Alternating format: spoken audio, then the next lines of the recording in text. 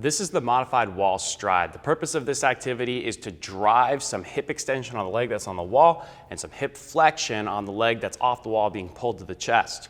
So to set up for this, we want to be at about a 90-degree angle. Now I'm going to discuss different lengths you can be away from the wall to feel more glute, but most people are going to feel a lot of glute in this 90-90 position. So Trevor, what I want you to do is I want you to exhale through your mouth as you pull one leg off of the wall and hug it to your chest, staying nice and relaxed, and dig into the wall, push into the wall, feeling the inner edge of his heel and also the ball of his big toe. He's keeping the whole foot flat, but the purpose of this is to drive into the wall with this ball of the big toe and also the inner edge of the heel. Now, as he does that, he's going to breathe through it. He should feel some glute on the down leg. Every time he exhales, he wants to tuck just a little bit more, trying to reach his back pocket for his heel there. That's going to allow him to keep and maintain that tuck. He should feel a good bit of lower glute of the leg that's on the wall.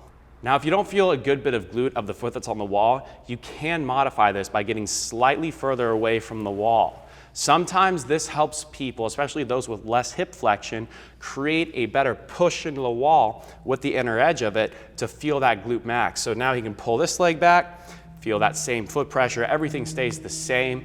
As he exhales, he's gonna try tucking just slightly more, trying to reach that back pocket towards that heel as he keeps the inner edge of that foot driving into the wall. Breathing through it, exhaling through his mouth until he feels a little bit of side abs, pausing, inhaling through his nose.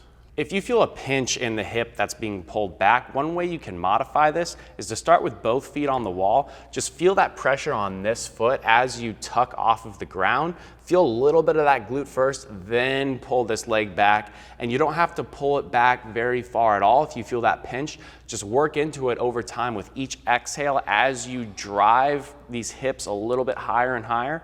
You should be able to pull this leg back more with each subsequent exhale.